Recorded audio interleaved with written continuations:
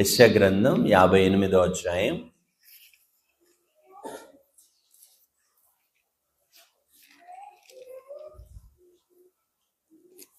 11, 12 వచనాలు చదువుకుందాం. యెషయా గ్రంథం 58, 11, 12 వచనాలు చదువు. క్షామకాలమున ఆయన నిన్ను తృప్తిపరిచి నీ ఎముకలను బలపరచును. నీవు నీరు కట్టిన తోటవలెను, ఎప్పుడునూ నీటి ఊటవలెను. 12 కూడా చదువుతాము. పూర్వకాలం నుండి పాడైన స్థలములను నీ జనులు కట్టెదరు. అనేక తరముల క్రిందట పాడైపోయిన పునాదులను నీవు మరలా కట్టెదవు. విడువబడిన దానిని బాగు చేయు వాడవనియు, దేశంలో నివసించినట్లుగా త్రోవలు స్థిరపరచు వాడవనియు నీకు పేరు పెట్టబడును. ఆమేన్ చెప్దామా గట్టిగా? ఆమేన్. ఇది ఎన్నో ఆశీర్వాదాలు కలిగిన ఒక వాగ్దానం. యెషయా 58, 11, 12 వచనాలు కదా. ఏంటది? క్షామకాలమున ఆయన నిన్ను తృప్తిపరచి నీ ఎముకలను బలపరచును. నీవు నీరు కట్టిన తోట వలెను, ఎప్పుడు ఉబుకుచుండు నీటి ఊట వలెను ఉండెదవు. పూర్వకాలము నుండి పాడైపోయిన స్థలములను నీ జనులు కట్టెదరు.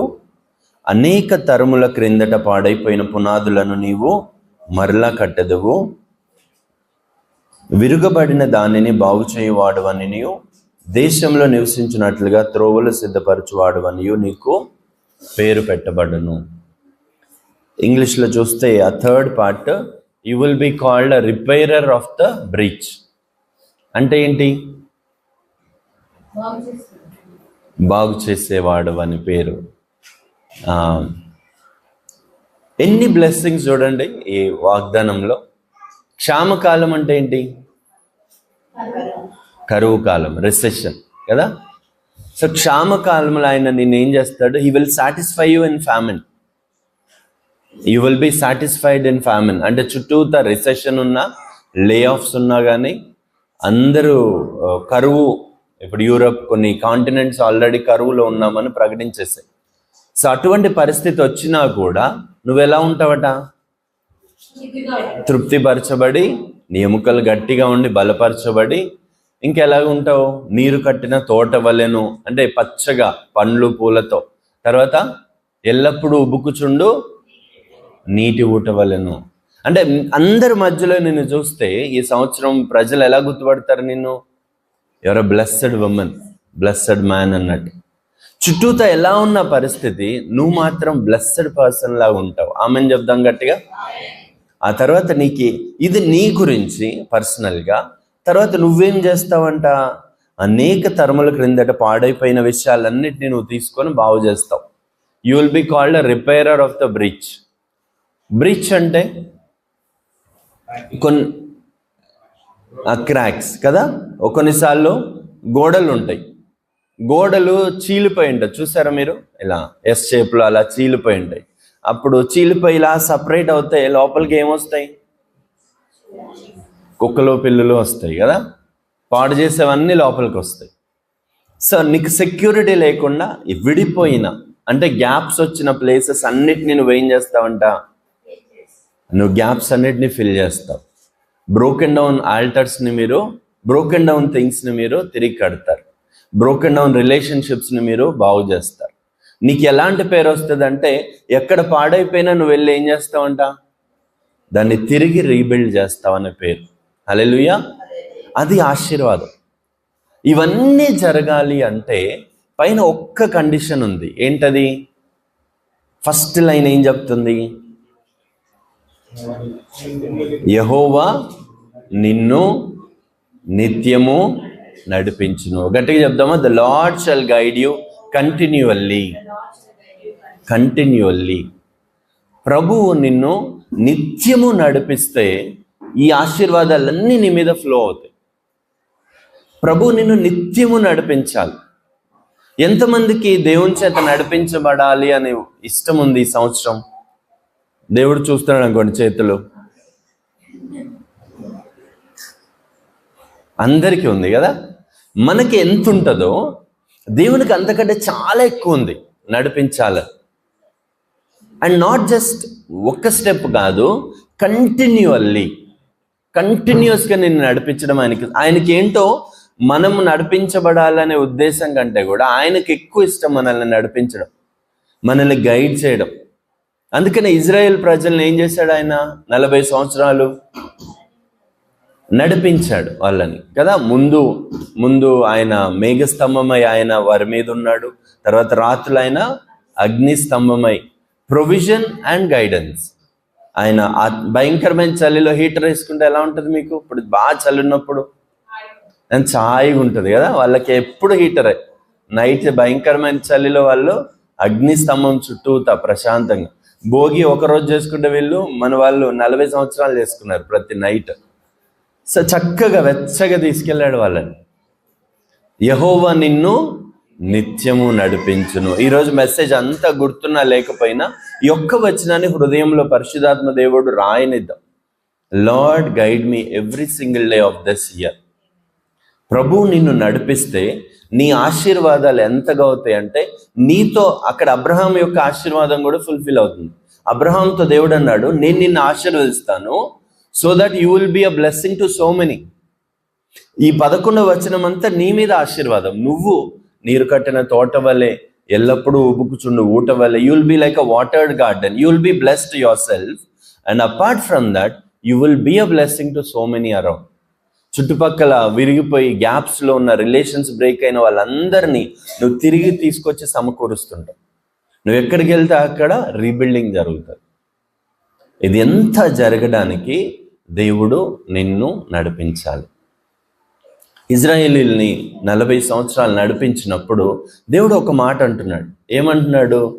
అసలు ఎందుకంటే ఆయన నడిపించింది 40 సంవత్సరాల వాళ్ళని? LSTC is toppers of the Bible. Perfect కదా. అసలు ఆ వచనం నేర్చేసుకున్నారు. ఎన్నిసార్లు అంచబడ్డాం అన్నా అందుకనే నేర్చుకున్నాం అంటున్నారు. ద్వితీయోపదేశకాండం 8వ అధ్యాయం 2-3 వచనాలు చదవండి. నీవు ఆయన ఆజ్ఞలను గైకొందువో లేదో నిన్ను శోధించి నీ హృదయంలో ఉన్నది తెలుసుకొనుటకు నిన్ను అనుచు నిమిత్తమును అరణ్యంలో ఈ 40 సంవత్సరములు నీ దేవుడైన యెహోవా నిన్ను నడిపించిన మార్గమంతటిని జ్ఞాపకం చేసుకొనుము. ఆహారము వలననే గాక యెహోవా సెలవిచ్చిన ప్రతి మాట వలన నరులు బ్రతుకుదురని నీకు తెలియజేయుటకు ఆయన నిన్ను ఈ 40 years the whole purpose of God. నువ్వు అడిగితే ఆగి ప్రవ్వా ఈ 40 సంవత్సరాలు నువ్వు నడిపించిన కారణం ఒక్కటే, ఇంత వద్దు నాకు, ఒక్కటే ఒక లైన్లో చెప్తావా కదా. మనం ఇప్పుడు ఏఐలో కొడుతున్నారు, what is the whole just of video అని. 40 minutes వీడియో చూడట్లా, 1 minute రావాలి మనకి. అట్లా మీరు ఒకవేళ ఏఐ చెప్పలేదు ఖచ్చితంగా, కానీ పరిశుద్ధాత్మ దేవుణ్ణి ఈ 40 years నడిపించడానికి ఒక్కటే ఒక కారణం నాకు చెప్పు ప్రవ్వా అంటే 3rd verse అర్థం అవ్వాలని. ఏంటంటే అది చదవండి. ఆహారం వలననే గాక యెహోవా సెలవిచ్చిన ప్రతి మాట వలన నరుగులు బ్రతుకుదురని నీకు తెలియజేయుటకు. అదొక్కటి తెలిస్తే చాలు అని చెప్తున్నట్టు దేవుడు. అది రెడ్ లైన్లో ఉండాలి, రెడ్ లెటర్స్లో. ఆ ఒక్క విషయం నీకు రెవల్యూషన్ అయితే చాలు. ఆహారం వలననే గాక, రొట్టె వలననే గాక మనిషి ఎలా బ్రతుకుతాడంట? యెహోవా నోటి నుంచి వచ్చే, గట్టిగా చెప్దామా మళ్ళీ, ప్రతి అనే పదం గట్టిగా అందాం. ప్రతి మాట, every word that proceeds out of the mouth of God. ప్రతి మాట వల్ల బ్రతుకును. అందుకోసం ఆయన ఆకలి కలగజేసి అరణ్యానికి తీసుకెళ్ళి అనచి 3 ఏలు AAA ఏంటవి? అరణ్యము, ఆకలి, అనచి. ఈ విషయం వాళ్ళు అర్థం చేసుకోవాలని దేవుడు కోరుకున్నాడు. 40 yearsలో చాలా మంది అర్థం చేసుకోక కూలిపోయారు. అయితే నూతన నిబంధనలో మత్తయి సువార్త 4వ అధ్యాయం 1, 2, 3 వచనాల్లో బాప్తిసం పొందగానే ప్రభువైన యేసుక్రీస్తుని పరిశుద్ధాత్మ దేవుడు ఎక్కడికి నడిపించారు? చదువుదాం ఆ మాటలు. అప్పుడు యేసు అపవాది చేత శోధింపబడుటకు ఆత్మ వలన అరణ్యమునకు కొనిపోబడెను. 40 దినములు 40 రాత్రులు ఉపవాసం ఉండిన పిమ్మట ఆయన ఆకలి కొనగా ఆ శోధకుడు ఆయన ఎదుకు వచ్చి, నీవు దేవుని కుమారుడువైతే ఈ రాళ్ళు రొట్టెలగునట్లు ఆజ్ఞాపించుమనెను. అందుకు ఆయన, మనుష్యుడు రొట్టె వలన మాత్రం కాదు గాని దేవుని నోట నుండి వచ్చి ప్రతి మాట వలన జీవించును అని వ్రాయబడి ఉన్నదనని. చూసారా, యేసు ప్రభు వారిని ఏ సపరేట్ ఎక్స్పీరియన్స్ నుంచి తీసుకెళ్ళాల. ఇజ్రాయేలీల్ని ఎలాగైతే just as he lead the people of Israel in wilderness and caused hunger, ఆకలి కలుగజేసి అణచాడో, అదేవిధంగా యేసు ప్రభు వారిని 40 దినాలు ఏం చేశాడు? ఆకలి కలిగింది, అణచబడ్డాడు, అరణ్యంలో ఉన్నాడు. అయితే 40 సంవత్సరాలు వీళ్ళు నేర్చుకొని ఒక ఇంపార్టెంట్ పాఠము, సాతాను టచ్ చేయగానే ఫస్ట్ మాట ఏమంటున్నారు ప్రభువారు? సేమ్ స్క్రిప్చర్ చెప్తున్నారు, మనిషి రొట్టె వల్ల మాత్రమే కాదు కానీ దేవుని నోట నుంచి. ఈ విషయం ఇంకా అర్థం చేసుకుంటే మళ్ళీ అరణ్యం అవసరం అవుతుందా యేసు ప్రభువారికి? చెప్పండి. మళ్ళీ అనచాలా దేవుడు? మన జీవితాల్లో కూడా అరణ్యం నుంచి బయట రావాలంటే దేని నుంచి వెళ్ళాలి? ఏ ఒక్కటి అర్థం చేసుకోవాలి. ఆ ఒక్కటి అర్థమైతే చాలు, మీ అరణ్యం అంతా కూడా నీరు కట్టిన తోట వల్లే మారిపోతుంది. ఆమెను చెప్దాం గట్టిగా. యేసుకి ఈ వచనం ప్రత్యక్షత అయినట్టుగా నీకు నాకు ప్రత్యక్షత అయితే చాలు, we will be a blessing to so many around. అది first phase of his coming into ministry. And he has understood, man shall not live on bread alone, but by every word the mouth of God speaks. ఇప్పుడు ఆహారం అంటే ఏంటి? Projector అనుకొని చూస్తున్నా, sorry. ఆహారం అంటే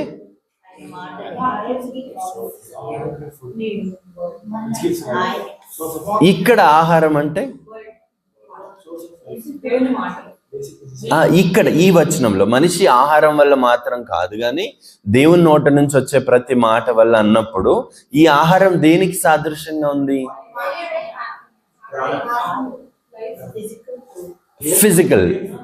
physical food కదా. లేకపోతే రొట్టె కూడా దేనికి చెప్పొచ్చు? ఇప్పుడు మన ఇంట్లో ఒక 10 క్వింటాల రైస్ ఉందనుకోండి, ఒక 20-30 2-3 బ్యాగుల ఇది ఉన్న కందిపప్పు ఉందనుకోండి, ఎవరి మాట అన్న వింటారా వాళ్ళు? కరువు వస్తుందంటే ఎందుకు? మాకు భయమే ఉంది, మాకు చాలా ఆహారం ఉంది, మాకు ఇంట్లో చాలా ప్రొవిజన్ ఉంది, నెక్స్ట్ తరాల వరకు. ధనవంతుడు అదే అంటున్నాడు కదా, నా ప్రాణమా నాకు భయం లేదు, నెక్స్ట్ జనరేషన్స్ వరకు మేము సేవ్ చేసి పెట్టామని. సేఫ్టీ ఆర్ సెక్యూరిటీ కదా. నీ ఆహారం దేనికి సాదృశ్యం? నీ రొట్టె దేనికి సాదృశ్యం అంటే మనకున్న సోర్స్ ఆఫ్ ఇన్కమ్ అని చెప్పొచ్చు. అంతేనా? యువర్ సోర్స్ ఆఫ్ ఇన్కమ్, నీ ఓన్ బిజినెస్, నీ బలము, నీ ప్రాపర్టీ, నీ టాలెంట్స్, నీ స్కిల్, అంతేనా? ఎబిలిటీస్. దేని వల్ల నువ్వు బ్రతకగలవని అనుకుంటున్నావు, నీకున్న ఆస్తులు కానీ ఏవైనా కానీ, నీ బ్యాంక్ బ్యాలెన్స్, ఇవన్నీ ఉండడం తప్పు కాదు. కానీ నీ నమ్మకం దీనిలో ఉన్నంత వరకు నువ్వు అరణ్యం నుంచి నడుస్తూనే ఉంటావు. ఇవన్నిటి మధ్యలో నువ్వు వాక్యం వల్లే నేను బ్రతుకుతాను, ఇవన్నీ ఉండొచ్చు నాకు, బ్యాంక్ బ్యాలెన్స్లు, గవర్నమెంట్ జాబ్లు, బిజినెస్లు, కానీ వీటి వల్ల కాదు నేను బ్రతికేది అనే అండర్స్టాండింగ్ రెవల్యూషన్గా మారితే దెన్ నువ్వు తీసుకున్న ప్రతి స్టెప్ కూడా నీకు ఆశీర్వాదము, అనేకులకు అది ఆశీర్వాదం. సో నీ ప్రొవిజన్స్ వీటన్నిటిలో యెహోవా నోటి నుంచి వచ్చే మాట వల్ల బ్రతుకుతాను అనే పరిస్థితికి నువ్వు వస్తే నువ్వు తీసుకునే ప్రతి స్టెప్ కూడా ఇంకొకరికి ఎగ్జాంపుల్గా ఉంటుంది. ఆమెను చెప్తాం గట్టిగా. ఎవరు గుర్తొస్తారు అట్లాగా మనకి న్యూ టెస్ట్మెంట్లో, ఓల్డ్ టెస్ట్మెంట్లో?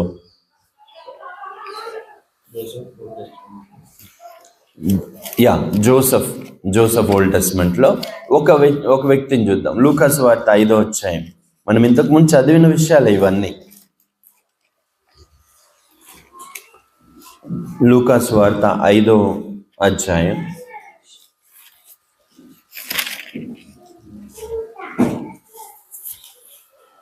1 నుంచి 7 వరకు చదువుతామండి. సమూహము దేవుని వాక్యమును వినుచు ఆయన మీద పడుచుండగా ఆయన గన్నేసరకు సరస్సు తీరమున నిలిచి ఆ సరస్సు తీరముననున్న 2 దోణెలను చూచెను. జాలరులు వాటిలో నుండి దిగి తమ వలలు కడుగుచుండిరి. ఆయన దోణెలలో సీమోనుదైన ఒక దోణె ఎక్కి దరి నుండి కొంచెము త్రోయమని అతన్ని అడిగి కూర్చుండి దోణెలో నుండి జన సమూహములకు బోధించుచుండెను. ఆయన బోధించుట చాలించిన తర్వాత, నీవు దోణెను లోతునకు నడిపించి చేపలు పట్టుటకు మీ వలలు వేయుడని సీమోనుతో చెప్పగా, సీమోను, ఏలినవాడ, రాత్రంతయు మేము ప్రయాసపడితివి, కానీ మాకేమీ దొరకలేదు. అయినను నీ మాట చొప్పున వలలు వేయుటనని ఆయనతో చెప్పెను. వారు అలాగు చేసి విస్తారమైన చేపలు పట్టివి. అందుచేత వారి వలలు పిగిలిపోవచ్చుండగా వారు వేరొక దోణిలోనున్న తమ పాలివారు వచ్చి తమకు సహాయం చేయవలనని వారికి సంజ్ఞలు చేసిరి. వారు వచ్చి 2 దోణెలు మునుగునట్టు నింపిరి. చాలు, థ్యాంక్ యూ. ఇది మనకి తెలిసిన వాక్య భాగమే కదా. ఏమవుతుంది, యేసుప్రభు వారు వాక్యం చెప్తుంటే చాలా మంది జనాలు గుంపులు ఉన్నారు. సో వాళ్ళందరికీ చెప్పడానికి బెటర్గా ఉంటుందని ఆయన మీద పడుతున్నారు.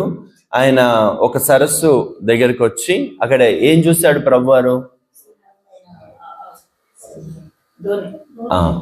అక్కడ ఎన్ని దోణులు ఉన్నాయి? చాలా ఉన్నాయా? 2 దోణెలు ఉన్నాయి కదా. 2 దోణెలు ఉన్నాయి. ఏ దోణిలో కూర్చున్నాడు ప్రభువారు? మనం ఏ దోణిలో కూర్చుంటాము? మంచి కుషన్ ఉంది చూసుకొని, నడుముకి కదా, మునగదని గ్యారంటీ ఉన్నదాన్ని చూసుకొని, అంతేనా లేదా? ఆ 2 దోణెల్లో ప్రభువారు డైరెక్ట్గా పొరపాటున వెళ్ళి పేతురు దోణిలో కూర్చొని ఉంటాడా? అసలు ఆయన ఏం చేసి ఉంటాడు అక్కడ? ఒక్క క్షణం ఆగి, ప్రభువా నేను ఇక్కడ 2 దోణులు ఉన్నాయి, ఏ దోణిలో కూర్చొని వాక్యం చెప్పాలి అంటే పైనుంచి ఆర్డర్స్ వచ్చినాయి. ఇప్పుడు నువ్వు ఆ పేతురు అనేవాడు దోణిలోకి వెళ్ళు. వాడు చాలా డిసప్పాయింటెడ్ ఉన్నాడు, చాలా డిస్కరేజ్మెంట్లో ఉన్నాడు, రాత్రంతా ఫెయిల్యూర్లో ఉన్నాడు. ఇంకా వాడిని నువ్వు ఇప్పుడు టచ్ చేయకపోతే వాడు అసలు ఏమైపోతాడు. నువ్వు వెళ్ళాలి, వాడిని టచ్ చేయాలి, వాడికి ఒక ఊరటనిచ్చే మాట చెప్పాలి, వాడు నీ ఫస్ట్ డిసైపుల్ అవుతాడు. ఈ గైడెన్స్ అంతా ప్రభువుకి డైరెక్ట్గా అందుతుంది. He made a choice. ఆయన కరెక్ట్ పర్సన్ దగ్గరికి వెళ్తా ఉన్నాడు. యెహోవా నిన్ను నిత్యము నడిపించును, అప్పుడు you will be called repairer of the bridge. గ్యాప్స్ని తిరిగి కట్టేవాడని నీకు పేరు. అలసిన వానికి ఊరడించే మాట ఇవ్వడానికి morning by morning awakens my ear to hear that I may sustain a weary one with the word. అట్లాంటి వాళ్ళు మన చుట్టూతో దొరకరా? మన ఆఫీసుల్లో గుంపులు కదా, చాలా మంది. కొన్నిసార్లు ఒకరోజు నిన్ను ఒక్కలకే ఆశీర్వాదంగా ఉంచుతామనుకుంటాడు దేవుడు, కానీ ఆ వ్యక్తి పక్కనే తిరుగుతుండొచ్చు, ఆ వ్యక్తిని బైక్ ఎక్కించుకొని తిరుగుతుండొచ్చు, కానీ we may not be touching that person. కానీ ప్రభువు ఆయన పిల్లల దగ్గరికి వాళ్ళని తీసుకొని వస్తాడు. సో ప్రభువు ఆ దోణికి కూర్చున్నప్పుడు పేతురు ఏ విషయంలో అయితే ఫెయిల్యూర్ ఉన్నాడో ఏం చేస్తున్నాడు? పేతురు రాత్రంతా కష్టపడ్డాడు. మీరు చేపలను చూస్తే మేమందరం వెళ్తాం కదా, అన్న తీసుకెళ్తాడు మమ్మల్ని. వాళ్ళు చేపలు పట్టుకొని వస్తారు చూడండి, చేపలు పడకపోతే చాలా డిసప్పాయింటెడ్ ఉంటారు. వాళ్ళు వెరీ డిసప్పాయింటెడ్.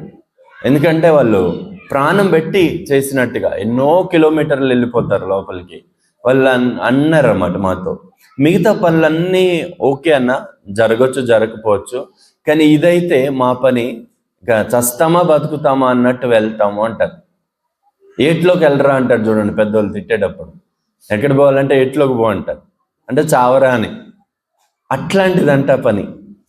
సో రాత్రంతా కష్టపడ్డాడు పేతురు అండ్ ఫెయిల్యూర్ అయిపోయాడు, చాలా డిసప్పాయింటెడ్ ఉన్నాడు. అప్పుడు ప్రభు అంటున్నాడు, నీ దోణను లోతుగా నడిపించు, నీకు you will find a catch. పేతురు ఏమంటున్నాడు?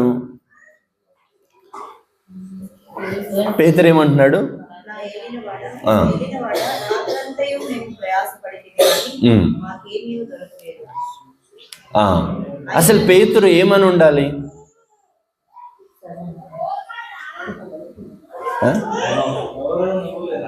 సర్లే అంటాడేమో, కదా.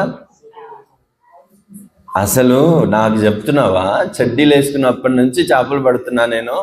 నాకు ఎక్కడ పడుతుందో తెలుసు, ఎక్కడ పడదో తెలుసు, ఎప్పుడు వేయాలో తెలుసు, ఎప్పుడు వేయకూడదో తెలుసు. నువ్వేదో వాక్యం చెప్పుకునేవాడివి అనుకోవాలా లేదా పేతురు? ఆ మైండ్లో అట్లా వస్తుంది వెంటనే థాట్. ఆయన టాలెంట్, ఆయన స్కిల్కి పేతురు అసలు మాట వినకూడదు ప్రభువారిది. కానీ యేసు ప్రభువారు ఆయన సొంత ఆలోచన మీద ఆధారపడాడు కాబట్టి పేతురు కూడా సొంత ఆలోచన మీద ఆధారపడట్లా. హల్లెలూయా. సామెతలు 3:5 చెప్తుంది, do not lean on your own, ఒట్టి అండర్స్టాండింగ్ కాదు, ఓన్ అందాం గట్టిగా, own understanding, but trust in the lord fully. చదివారా అది? అంటే నీ స్వబుద్ధిని ఆధారం చేసుకొనక నీ పూర్ణ హృదయంతో యెహోవాను. అంటే ఏంటి? ఇంగ్లీష్లో ఏముంది అది? డు నాట్, గట్టిగా చెప్దామా? లీన్ అంటే ఏంటి? జస్ట్ ఆనుకోవడం, పూర్తిగా పడినట్టు ఉండం. మళ్ళీ ఆత్మీయులం మనం అందరం, ఒట్టి ఇట్లా అనుకున్నట్టు అనమాట. క్రికెటర్స్ ఇలా ఉంటారు చూడండి, ఇలా ఇట్లా కొంచెమే ఇట్లా వేసి. లీనింగ్ అంటే పూర్తిగా బరువు వేయడం కాదు, కొంచెం వాడతాం మనం తెలివి. దేవుడు చెప్పినట్టే చేస్తున్నా బ్రదర్, కొంచెం మనది కొంచెం అట్లా నా ఆలోచన కూడా కొంచెం కలిపి సక్సెస్ అవుదాం అనుకుంటున్నా. Trust in the lord fully, పూర్తిగా ఆయన నమ్ముకో. అంటే ఏంటంటే అర్థము, నీకు ఆయన చెప్పే పనులు ఎట్లుంటాయంటే కొన్నిసార్లు ఇది పిచ్చి పని అన్నట్టు ఉంటుంది లోకానికి. నువ్వు వెళ్ళి పలానా చోట అక్కడ ఒక స్థలం కొనమన్నాడు అనుకోండి, ఇది లోకం చెప్తుంది అసలు అక్కడ ఏం కాదు, వేస్ట్ ఆ పని అన్నట్టు. ఒక దైవజనుడు, మన అసోసియేట్ పాస్టర్ గారు ఒకసారి మనకి LSDCలో కూడా చెప్పారు. ఆయన సేవలోకి రాగానే మల్కాజ్గిరిలో ఆయన RTC గవర్నమెంట్ జాబ్ వచ్చింది ఆయనకి. అపాయింట్మెంట్ వచ్చిన రోజే దేవుడు మినిస్ట్రీకి పిలిచాడు. పిలిచిన రోజు ఆయనకి అపాయింట్మెంట్ లెటర్స్ వస్తే ఇలా చించేశాడు ప్రభు పిలుపుని బట్టి. సో వాళ్ళ మామ అన్నాడు, నేను నీకు ఇక్కడ 25 లక్షలతో ఒకటి చర్చ్ కట్టిస్తాను, నువ్వు ఇక్కడ సెటిల్ అయిపో, మల్కాజ్గిరిలో మంచి గ్రోత్ ఉంటుంది అన్నాడు. అంటే వాళ్ళిద్దరు ప్రార్థన చేసుకుంటే ప్రభు అన్నాడు, నా ఒక ప్లేస్ వాళ్ళకి చెప్పాడు ఒక దర్శన రూపంగా. సో అక్కడికి వెళ్ళు నువ్వు, నేను అక్కడికి పంపిస్తున్నాను, అక్కడ ఎవ్వరు లేరు, రక్షించబడవలసిన వాళ్ళు చాలా మంది ఉన్నారు. సో వీరు స్వబుద్ధిని ఆధారం చేసుకొనక అక్కడికి వెళ్ళారు. సో అక్కడికి వెళ్ళినప్పుడు కరెంట్ లేదు అక్కడ. ఆ ఊరు చివరెక్కడో వాళ్ళకి కొంచెం ప్లేస్లో రెంట్కి తీసుకొని ఉన్నారు. అక్కడ కరెంట్ లేదు, జనాలు రారు. ఆ సిస్టర్ని పాము కూడా కరిచింది, కట్ల పాము కరిచింది. మందు లేకుండా ఆమె బతికింది. ఇప్పటికీ చాలా బాగా సర్వ్ చేస్తారు, గ్రేట్ వండర్ఫుల్ పాస్టమ్మ గారు ఆమె, దైవజనరాలు. పాము చచ్చినట్టుంది తర్వాత. సో ఆమెకేం కాలేదు, ఇప్పుడు 15 ఏళ్ళు ఏమైంది. సో వాళ్ళు అప్పుడు అక్కడ స్థలం కొనుక్కున్నారు. వాళ్ళు 10,000 15,000 ఎకరం, 4 ఎకరాలు కొనుక్కున్నారు. కొనుక్కున్న కొద్ది రోజుల తర్వాత అందరు పిచ్చోళ్ళు అన్నారు, అసలు మీరు అక్కడికి వెళ్ళారు ఏంటి, అసలు మీ లైఫ్ ఏమైపోతుందని. తర్వాత వైఎస్ రాజశేఖర రెడ్డి గారు వచ్చి ఎత్తిపోతలది ఏదో పెట్టాడు వాళ్ళ ఇంటి పక్కనే. అది ఒక ఏకర్ 1.5 crore. అది ఇప్పుడు వాళ్ళకి 4 acresలో 3 churches కట్టి, పెద్ద ఇల్లు కట్టి, ఎంతోమంది అనాథలకి, విడోస్కి స్వబుద్ధిని ఆధారం చేసుకొనక ఫుల్లీ. అటు సైడ్ వేస్తే ఏంటి అని అనొచ్చు పేతురు, తన బుద్ధిని ఆధారం చేసుకొని. కానీ ప్రభు అంటున్నాడు, నువ్వు అట్లా వెయ్యి, నేను చెప్తానంటే. ఎప్పుడైతే ఆ ప్రభు యొక్క ఒక్క మాట, ప్రతి మాట అన్నమైందా, గట్టిగా మళ్ళీ చెప్దాం ఒకసారి, 1 word, every word that proceeds out of the mouth of God. And ఆ ఒక్క మాటే శూన్యాన్ని సృష్టించేసింది. ఆ ఒక్క మాట బండ నుంచి నీళ్లు తీసుకురాగలిగింది. ఆ ఒక్క మాట లేని వాటి ఉన్నట్టుగా పిలుస్తుంది. ఆ ఒక్క మాటను నమ్మిన పేతురు ఏ ఏరియాలో అయితే ఆయన ఫెయిల్యూర్ ఉన్నాడో అదే ఏరియాలో రెండు పడవలు సరిపోవట్లేదు. హల్లెలూయా. ఏ ఏరియాలో అయితే నువ్వు ఒక ఫెయిల్యూర్, ఒక కర్స్గా ఉంటావో అదే ఏరియాలో నువ్వు ఓవర్ఫ్లోయింగ్ బ్లెస్సింగ్గా ఉంటావు. ఆ ఒక్క మాట వినడం నీకు అలవాటు అవుతుంది. యెహోవా నిన్ను నిత్యము నడిపించును. అందుకనే దైవజనుడు బ్రదర్ భక్త్ సింగ్ గారి లైఫ్ ఈరోజు ఇంత ఆశీర్వాదం. ఎందుకంటే ఆయన చూడండి, దేవుడు ఏమంటాడు అనేది ఆయనకి ఇంపార్టెంట్. మనుషులు ఏమంటారు కాదు, మెడికల్ రిపోర్ట్స్ ఏమంటాయి అని కాదు, లోకం ఏమంటుంది అని కాదు. ప్రభు చెప్పాడంట ఆయనకి ఏమని, ఎక్కడ ఇంగ్లాండ్ వెళ్ళాలని, ఇఫ్ ఐఎమ్ రైట్ ఇంగ్లాండ్ వెళ్ళాలి. ఆయనకి వీసా లేదు ఆ రోజుల్లో, ఎవరికి వీసా ఇవ్వరు. ఆయనకున్నది వాక్యమే. వీసా అప్లై చేస్తుంటే ఎల్డర్స్ అందరు చెప్పారు, వీసా ఇవ్వరండి మనకి, అట్లా ఓన్లీ గవర్నమెంట్ సర్వెంట్స్కే ఇస్తారు. మీరు కొంతమంది చదువుంటారేమో, మరి చదవలేదేమో తెలియదు. గవర్నమెంట్ సర్వెంట్స్కి మాత్రమే ఇస్తారు, వీళ్ళ సేవ కంటే ఇవ్వరు వీసా అని అన్నారండి. అంటే నాకున్నది వర్డ్ మాత్రమే. యెహోవా మాట్లాడే ప్రతి మాట వల్ల నేను బ్రతుకుతాను. ఆహారం వల్ల కాదు, నా స్కిల్ వల్ల కాదు, అబిలిటీస్, టాలెంట్స్ కాదు. ఈయన వెళ్ళాడు వీసా ఆఫీస్లోకి. వెళ్తే అయ్యో గవర్నమెంట్ సర్వెంట్ అన్నాడంట ఆయన, visa officer. No I'm god servant అన్నాడంట ఈయన. ఎస్ అని స్టాంప్ వేసాడంట ఆయన. ఈయన వెళ్ళి మినిస్ట్రీ చేసుకొని వచ్చాడు. ఈయనకు కావాల్సింది వాక్యం. యెహోవా ఏమంటాడు, నా ప్రభు ఏమంటాడు. సిచ్యువేషన్స్ కాదు, అకేషన్స్ కాదు, మెడికల్ రిపోర్ట్స్ కాదు. ఆయన లైఫ్ అంతా అలానే. ప్రభు పెట్టమన్నాడు మీటింగ్స్. ఆ రోజులేమో కరువు, చుట్టుపక్కల వాళ్ళకే టెన్షన్ అంతా, ఆయనకే ఉండదు. చుట్టుపక్కల ఎల్డర్స్ ఏమో ఎట్లా పెడతాం, ఇంతమంది 1000 మంది వస్తారు, ఒక కుటుంబానికి 5-10 కేజీల బియ్యం ఇస్తున్నారు కరువు వల్ల అని. కానీ ప్రభు చెప్పాడు మీటింగ్స్ పెట్టమని, పెట్టేశాడు. పెట్టేస్తే వచ్చిన వాళ్ళందరికీ భోజనం ఉందని అనౌన్స్ కూడా చేశాడు. ఆ సమయానికి మీ అందరికీ తెలుసు, బిర్యానీ వచ్చిందంట, 5000 మందికి సరిపోయిన బిర్యానీ. యెహోవా ఏం మాట్లాడతాడు, ఆయన మాట మనకి important. And God wants a group of people who depend on that one word. నా ప్రభు ఏమంటాడు ఈ సిచ్యువేషన్లో. ఈ రోజుల్లో జాబులు రావు అంటే నా ప్రభు ఏమంటాడని బైబిల్ తెరిచేవాళ్ళు. జాబులు రావని కెరియర్ వాళ్ళు చెప్తారు, కన్సల్టెన్సీ వాళ్ళు చెప్తారు, కానీ వాక్యం ఏం చెప్తుంది, అది ఇంపార్టెంట్. మనిషి రొట్టె వల్ల మాత్రమే కాదు, ఆహారం వల్ల మాత్రం కాదు, కానీ యెహోవా మాట్లాడే ప్రతి మాట వల్ల జీవించును. పేతురు ఎందుకు అంత స్పెషల్ అంటే, Pethuru he has learned this, he has understood this. Mattayi సువార్త 14వ అధ్యాయంలో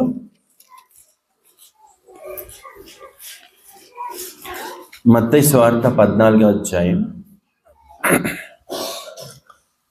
27 నుంచి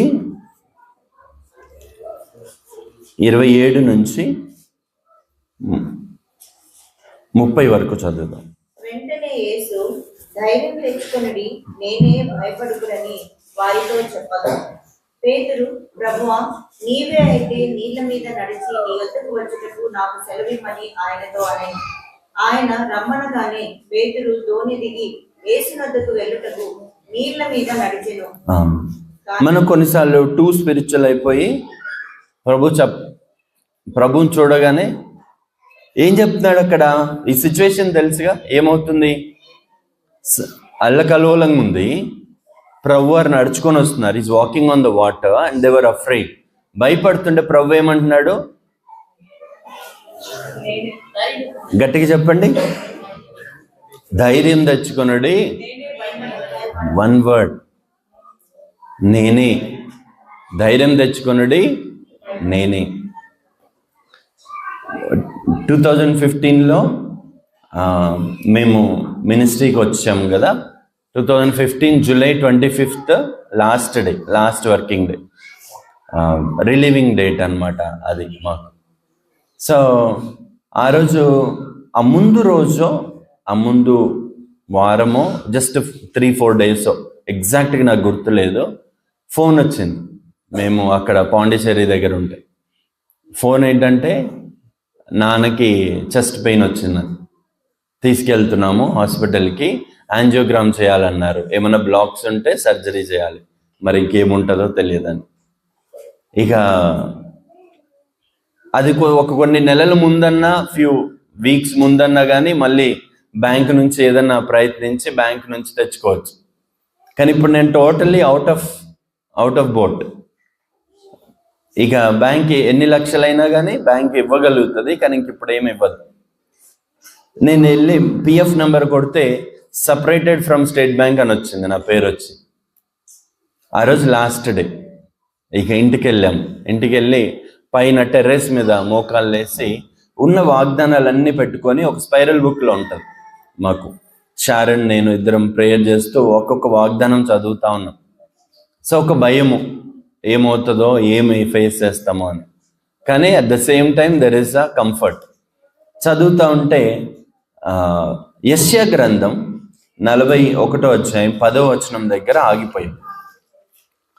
యెషయా గ్రంథం 41వ అధ్యాయం 10వ వచనం.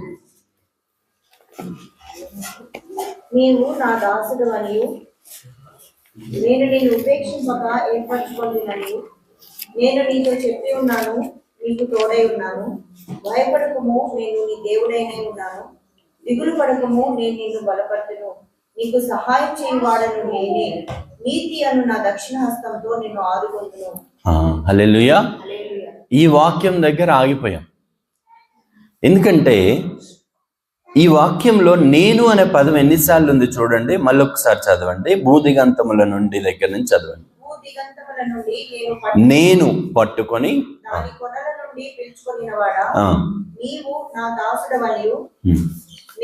నేను నిన్ను ఉపేక్షింపగా నేను నీతో చెప్పి ఉన్నాను, నేను నీ దేవుడినై ఉన్నాను, నేను చూసారా? ఒక్క 2 వచనాల్లో ఎన్నిసార్లు నేను అనే పదం. ఎందుకు దేవుడు అంత స్ట్రెస్ చేస్తున్నాడు? ఎన్నిసార్లు? 6 టైమ్స్ ఉంది. నేను, నేనే. 5+1. ఇప్పుడు పేతురు దగ్గరికి వచ్చినప్పుడు కూడా భయపడకుడి, ధైర్యం తెచ్చుకొనుడి. ఏమంటున్నాడు?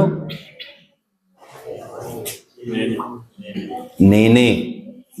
1 వర్డ్. ధైర్యం తెచ్చుకొనుడి, నేనే.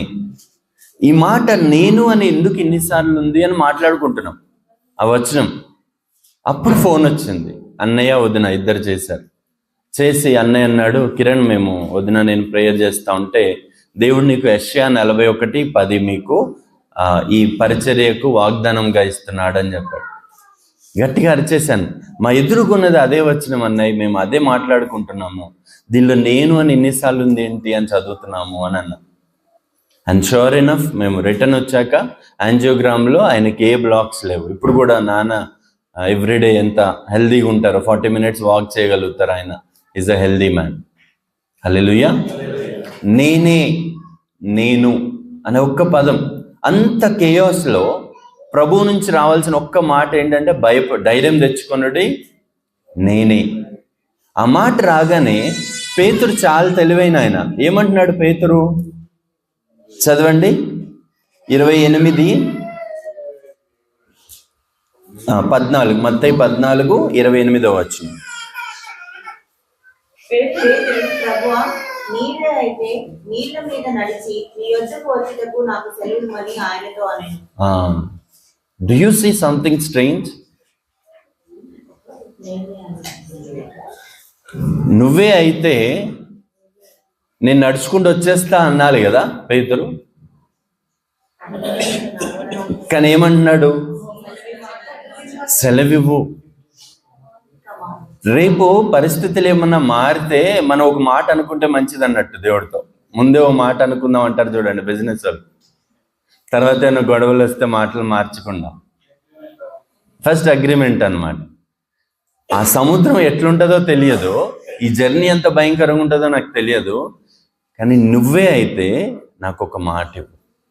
Give me 1 word and that 1 word can sustain me in this journey. అది పేతురు ఎందుకు ఫస్ట్ ఉన్నాడంటే ఆయన ఈ మాట కోసం ఎదురు చూసేటువంటి వాడు పేతురు. 1 word from the Lord. ఆ ఒక్క మాట మనకుంటే మనది వాక్యం అయిపోవాలి. ఈ వాక్యం మన శరీరంలో రక్తంలో కలిసిపోవాలి. ఈ వాక్యం అంటే నువ్వే గుర్తు రావాలి ఎవరికైనా కానీ.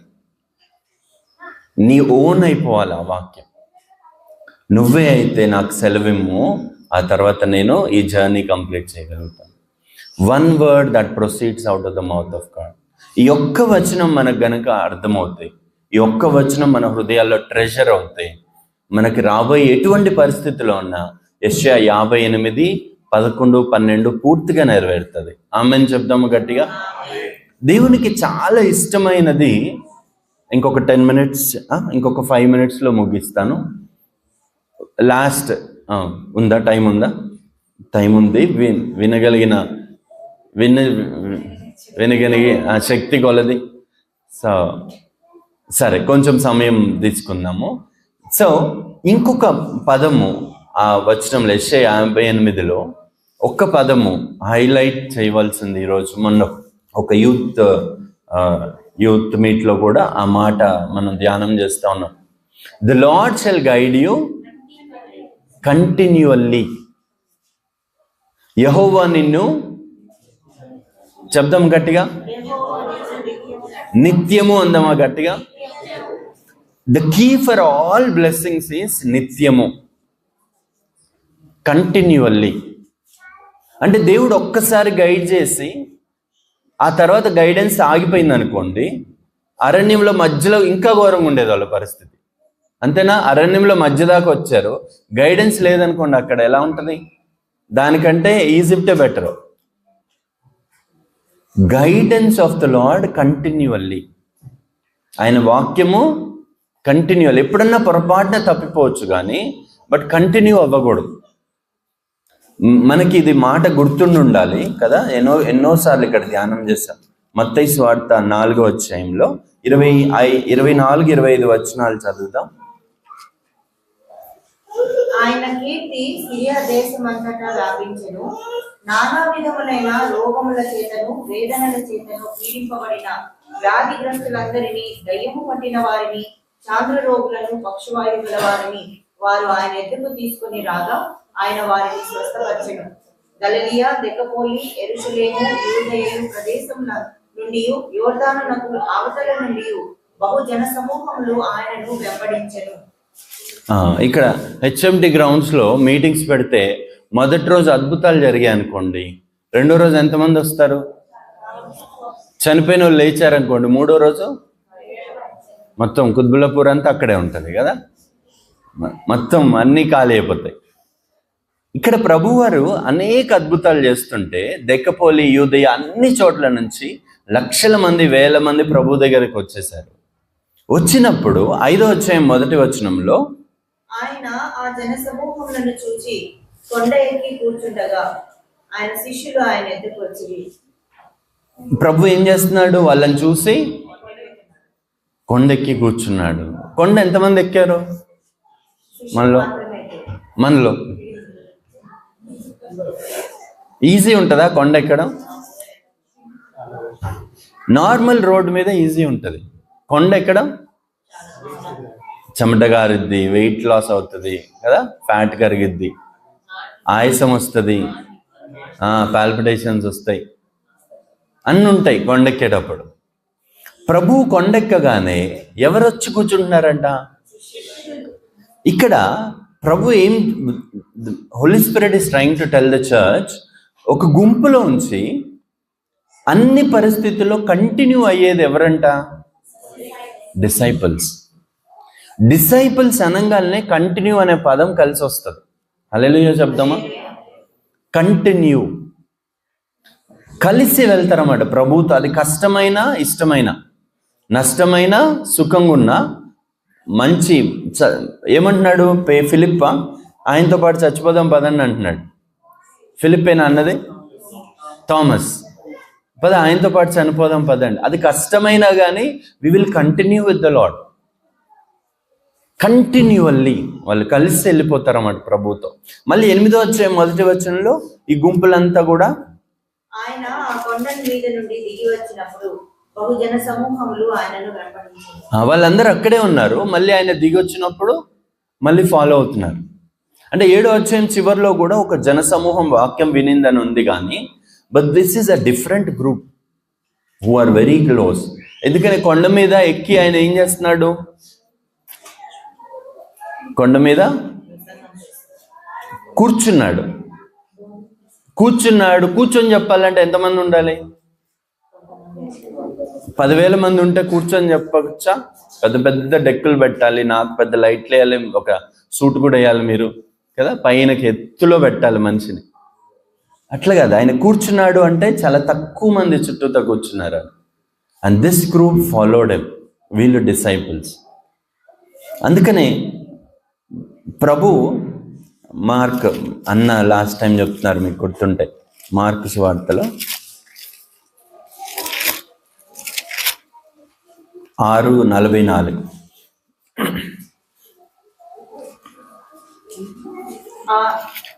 ఆయన జన సమూహమును పంపివేయినంతలో ధోని ఎక్కి అజన్యులున్న బెత్సైదాకు ముందుగా వెళ్ళుడని ఆయన తన శిష్యులను వెంటనే బలవంతం. 6:44 సిస్టర్, 7:44. అదే చదవండి. ఆ రొట్టెలు తినిన వారు 5,000 మంది పురుషులు. ఆ రొట్టెలు తినిన వారు 5,000 మంది పురుషులు. ఆ వాక్యం వినిన వారు తెలియదు మనకి. రొట్టెలు తినిన వారు 5,000 ఒక చోట, 4,000 ఒక చోట అని ఉంది, కానీ వాక్యం వినిన వారు అని తెలియదు మనకి. ప్రభు ఈ 5,000 మందికి 4,000 మందికి రొట్టె విరిచి ఇచ్చాడు, అందరు కడుపు నిండా తిని వెళ్ళారు, చాలా నచ్చింది వాళ్ళకి. కానీ ఇంకొక గ్రూప్కి కూడా రొట్టె విరిచాడు, కానీ ఒక మాట అంటున్నాడు వాళ్ళతో. ఏమంటున్నాడు? ఇది నా శరీరము, నన్ను జ్ఞాపకం చేసుకొనుటకై దీన్ని, నా మరణాన్ని మీరు ప్రచురించెదరు. ఈ 2 రొట్టెలకి డిఫరెన్స్ ఉందా? ఈ రొట్టెలు 1,000 మంది తిన్నారు, వెళ్ళిపోయారు, కానీ ఈ రొట్టెలు మాత్రం చివరి దాకా వెళ్ళారు. They continued. ఒకసారి లూకాసు వార్త 13వ అధ్యాయంలో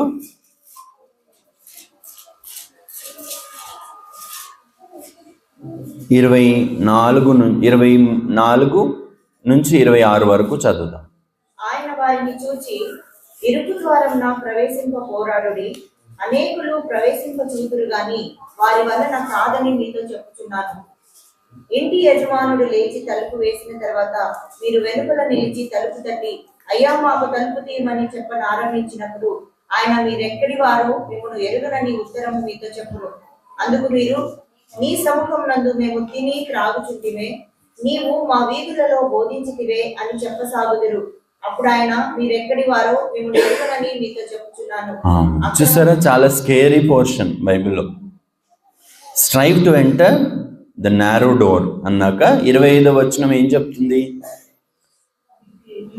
then you will begin to say, ఇంటి యజమాని తలుపేసినప్పుడు నీ సముఖమందు మేము తిని త్రాగుచుంటిమే. 25వ వచనం, తలుపు వేసినప్పుడు ఎక్కడుండి? Out side. మీకు మన దగ్గర మరి షేర్ చేసుకున్నామో లేదో తెలియదు, కానీ ఇన్ అండ్ అవుట్ విన్నామా ఇంతకుముందు? అవుట్ సైడ్, వెలుపటి వారు.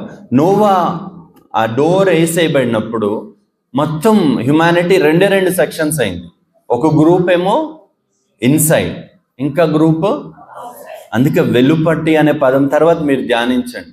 పరిశుద్ధాత్ముడు వెలుపటి వారు అనే ఒక గ్రూప్ ఆఫ్ పీపుల్ గురించి అంటుంది. ఆ వెలుపట ఉండడం అనేది డేంజరస్.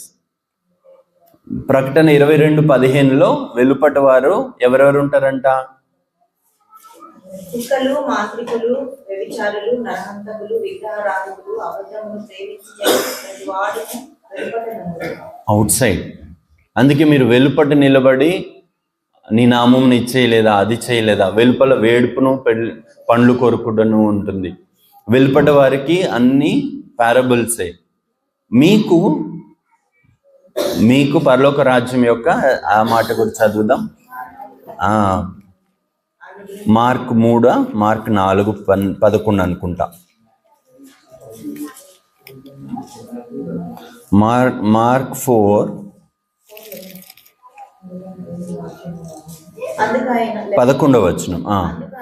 దేవుని రాజ్య మర్మము తెలుసుకొనుట మీకు అనుగ్రహింపబడి ఉన్నది గాని వెలుపల ఉండువారు. చూడు, వాళ్ళ పేరేంటి? కొంతమందికి చర్చ్కి రావడం, వాళ్ళు రారు, వచ్చి వైఫ్ని వదిలిపెట్టి వెళ్ళిపోతారు. అది చర్చ్కి వచ్చినా కూడా ఎక్కడ ఉంటారు? వాళ్ళకి ఎంతగా అలవాటు అవుతుందంటే అది ఎంత దూరం తీసుకెళ్తుందో తెలియదు. ఇన్సైడ్ అండ్ అవుట్ సైడర్స్గా ఉండొద్దు. సో వెలుపట ఉన్న వారికి ఏం లేవంట, వాళ్ళకి ఏంటి, ఓన్లీ పారబుల్స్. సో ఇక్కడికి వెళ్ళిపోదాం. లూకాసు వార్త 13వ అధ్యాయం 25-26 వచనాలు. ఇంటి యజమానుడు లేచి తలుపు వేసిన తర్వాత మీరు వెలుపల నిలిచి తలుపు తట్టి, అయ్యా మాకు తలుపు తీయమని ఆరంభించినప్పుడు ఆయన మీరెక్కడి వారో మిమ్మల్ని ఎరుగనని ఉత్తరం మీతో చెప్పును. అందుకు మీరు నీ సముఖమందు మేము తిని త్రాగు. వాళ్ళు ఏమన్నారు? మమ్మల్ని బయట ఎలా పెడతావయ్యా నువ్వు, నీ సముఖమందు, ఇంకా నీవు మా వీధులలో బోధించితివే అని చెప్పసాగుతుంది. వాళ్ళ కాన్ఫిడెన్స్ ఏంటి?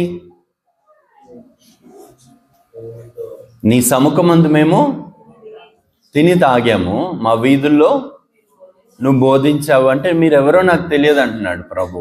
అసలు ఏమని ఉండాలి ఆలోచిద్దాం. LSDC డిసైపుల్స్గా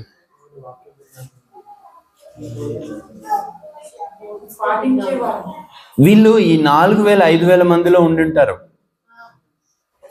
నువ్వు ఆ రోజు రొట్టెలు మల్టిప్లై చేసినప్పుడు మేము కూడా తిన్నామంటున్నారు. అసలు ఏమని ఉండాలి? ప్రభు నీ శరీరం తిన్నాము, నీ రక్తం తాగాము అంటే ప్రభు మీరెవరో నాకు తెలియదు అంటాడా? అన్నాడు. ఆ రొట్టె సరిపోయింది అనుకున్నారు వాళ్ళు. నేను కూడా ఉన్నా ఆ రోజు చర్చ్లో, కాబట్టి this is my passport in to heaven అని. ఇంకేమంటున్నారు? నువ్వు మా వీధులలో బోధించావు, నేను ఇక్కడ పిచ్చాబాటి మాట్లాడుకుంటున్నాను. నువ్వు మా వీధిలోకి వచ్చి చెప్తున్నావు, అందరు వింటున్నారు, నేను ఇక్కడ చివర ఎక్కడో కూర్చొని కిల్లి తింటున్నాను. అసలు ఏమని ఉండాలి? నా లోపల గదిలో నువ్వు నాకు బోధించావు ప్రభువా, నా చెవి తెరిచావు నువ్వు పర్సనల్గా కూర్చున్నాం నా పర్సనల్ రూమ్లో, నువ్వు నాతో మాట్లాడవు అని ఉంటే ప్రభు నువ్వెవరో నాకు తెలియదు అన్నాడు. అది ఎక్స్పీరియన్స్ చాలనుకుంటున్నారు. This is crowds. కానీ డిసైపుల్స్ కంటిన్యూ. కొన్ని వచనాలు చూసి మనం ముగించుకుందాం. Disciples continue. చూడండి లూకాసు వార్త 24 చివరి వచనంలో,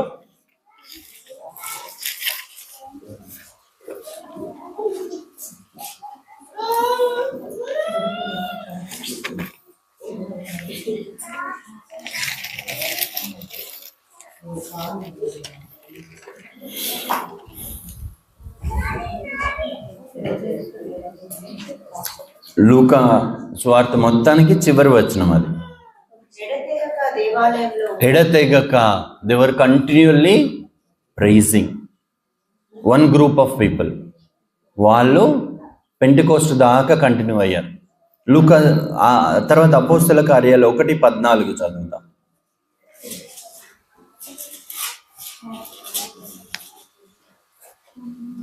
వీరందరూ వీరితో కూడా కొందరు స్త్రీలను, యేసు తల్లి అయిన మరియయు ఆయన సహోదరులను ఏక మనస్సుతో ఎడతెగక ప్రార్థన చేయుచు. ఇక్కడ యెహోవా నిన్ను నిత్యము నడిపించును అనే పదానికి ఇవన్నీ సేమ్ మీనింగ్. నిత్యము, కంటిన్యూల్లీ, కంటిన్యూ, ఎడతెగక. The continued.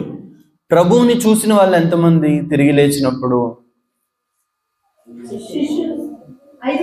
500 మంది. కానీ పెంతెకోస్తు దినాన 380 మంది. ఏం అవ్వలేదు, వాళ్ళు కంటిన్యూ అవ్వలేదు. దేవుడు చాలా సూక్ష్మంగా ఈ కంటిన్యూ అయ్యే వాళ్ళని చూశాడు, వెయిట్ చేశాడు. ప్రాబబ్లీ 9th డే వెళ్ళిపోయిన వాళ్ళు ఎంత దురదృష్టవంతులో. 8 days ఉన్నారు, 7 days ఉన్నారు, 9th డే దాకా వెయిట్ చేశారు దేవుని వాగ్దానం వస్తుందని. కానీ 10th డే దాకా కంటిన్యూ అవ్వగానే పరిశుద్ధాత్మ దేవుడు వాళ్ళ మీద కుమ్మరింపబడ్డాడు. The continued. 2వ అధ్యాయం 42వ వచనం అపోస్తల కార్యాలు. యాక్ట్స్ అంతా కూడా డిసైపుల్స్ని చాలా స్పెషల్గా చూపిస్తుంది.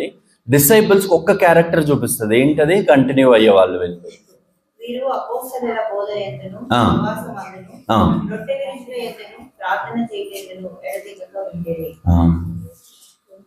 ఒకరోజు ఒక మెగా చర్చ్కి వెళ్ళి మళ్ళీ నెక్స్ట్ వీక్ ఇంకొక మెగా చర్చ్కి వెళ్ళి మారుస్తూ ఉంటారు చూడండి. వాళ్ళు they cannot be made disciples.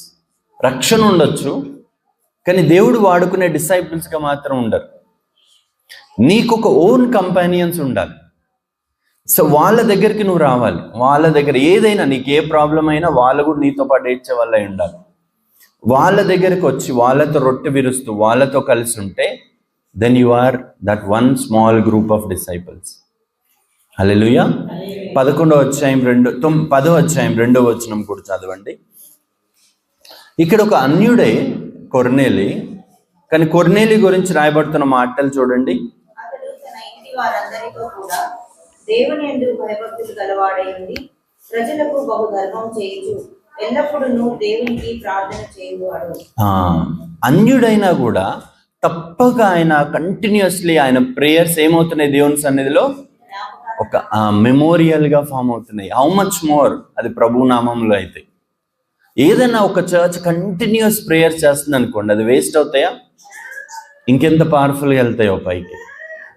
అది 9వ అధ్యాయం 36వ వచనంలో డోర్కా గురించి రాసింది, కానీ ఆమెకి శిష్యురాలు అని పేరు ఇచ్చేస్తున్నాడు పరిశుద్ధాత్మ దేవుడు.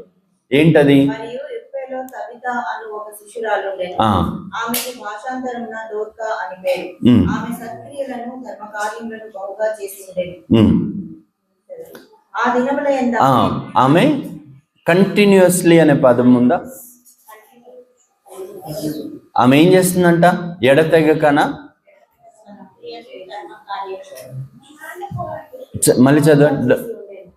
బహుగా ఇంగ్లీష్లో NSBలో చూస్తే her works of kindness were continual. కొన్నిసార్లు చేసి ఆపట్లేదా, కంటిన్యూ అవుతా ఉంది. ఎందుకంటే ఈ వెలుగు రాజ్యంలో ఆయన ప్రజలు ఎలా కంటిన్యూ అవ్వాలని దేవుడు కోరుకుంటున్నాడు. ఎందుకు అంటే చీకటి రాజ్యంలో కంటిన్యూస్గా జరుగుతుంది ఈవిల్. అవునంటారా కాదంటారా? ఫస్ట్ క్యారెక్టర్ మెన్షన్ దేవుడు భూమిని నాశనం చేసేటప్పుడు ఆదికాండం 6వ అధ్యాయం 5వ వచనంలో ఒక మాట చదవండి. 6వ అధ్యాయం 5వ వచనం. నరుల చెడుతనము భూమి మీద గొప్పదని వారి హృదయం యొక్క తలంపులలోని ఊహ అంతయు ఎల్లప్పుడూ కేవలం చెడ్డదని ఇంగ్లీష్లో కూడా చదవండి ఈ మాటను.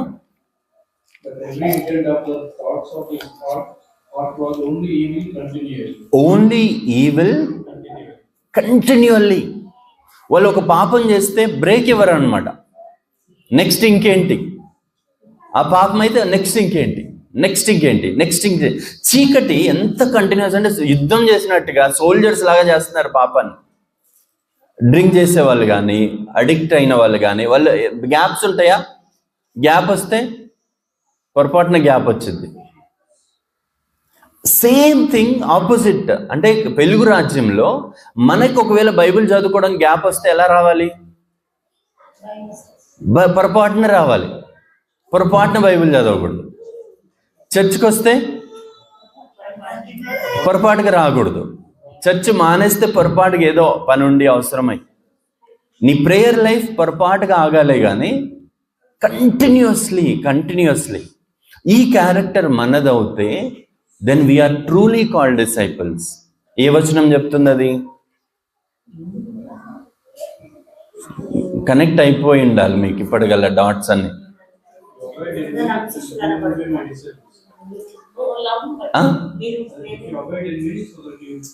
అదే వచనము ఇంకొంచెం క్లియర్గా. యోహాను 8:31.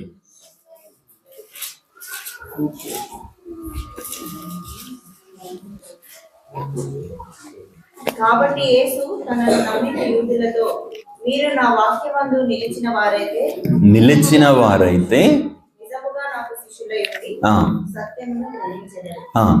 ఇంగ్లీష్లో చూస్తే if you continue in my word you are truly my disciples and you will know the truth and the truth shall set you free. The lord shall guide you continually. మన లైఫ్లో అది కంటిన్యూటీ. మన Bible ఇప్పుడు ఒకవేళ ఈరోజు let us make a resolution 2026లో Bible అందరం చదువుతున్నాం అనుకుంటున్నాను, కానీ గ్యాప్స్ వస్తున్నాయి అనుకోండి. Let us continue reading more and more. నువ్వు చదవడం ఒక్క అధ్యాయం అయినా కానీ టచ్ పోవద్దు వాక్యానికి. నువ్వు ఒక్క అధ్యాయమో హాఫ్ అధ్యాయమో కానీ ఎవ్రీడే నువ్వు చదవాలి. నీ ప్రార్థన కూడా ఎవ్రీడే జరగాలి. నువ్వు అలా చేస్తూ వెళ్తుండే 26 year of 26 be year of consistency. అందరం గట్టిగా ఇయర్ ఆఫ్ కన్సిస్టెన్సీ. డిసైపుల్స్, ఆ డిసైపుల్స్ తలకిందులు చేస్తారు. వాళ్ళ మీద పరిశుద్ధాత్మ దేవుడు కంటిన్యూ అవుతాడు, ఆయన ఎప్పుడు ఆగడు. అందుకని అపోస్తల కార్యాలు 13:52లో the disciples were continually filled with holy spirit and with joy. ఎందుకంటే these do things continually, therefore holy spirit also will remain on them continually, చివరి దాకా. అండ్ అందుకని యెహోవా నిన్ను నిత్యము నడిపించిన ఎడల నువ్వు ఆశీర్వదించబడతావు. అక్కడితో ఆగదు. 12వ వచనంలో నువ్వు అనేకులకు ఆశీర్వాదంగా ఉంటావు. నువ్వు గ్యాప్స్ అన్నిటిని ఫిల్ చేసే బ్రోకెన్ రిలేషన్షిప్స్ని కట్టేటువంటి వాడని నీకు పేరు వస్తుంది. ఆమేన్. సో దేవుడి కొద్ది వాక్యాన్ని దీవించును గాక. ప్రార్థన చేసుకుందాం. కృపా సత్య సంపూర్ణుడా యేసయ్య, మరొకసారి మీ పాదముల దగ్గరకు వస్తున్నాం. ఈ ఉదయకాలంలో ప్రభువా, అయ్యా సంఘంగా, మీ ప్రజలుగా, మీ పిల్లలుగా ప్రభువా, ఇదిగో నాయన యెహోవా చేత నిత్యము నడిపించబడిన సంఘంగా నాయన మమ్మల్ని మీరు స్థిరపరచండి. అయ్యా మీ శిష్యులుగా మమ్మల్ని మీరు మార్చండి, బలపరచమని, వాడుకోమని ఈ వాక్యం మా హృదయంలో నిలిపి 30 దింతలు 60 దింతలు 100 దింతలుగా నీరు కట్టి ఫలింపజేయమని నజరేయుడైన యేసు నామములో ప్రార్థిస్తున్నాం తండ్రి. ఆమేన్.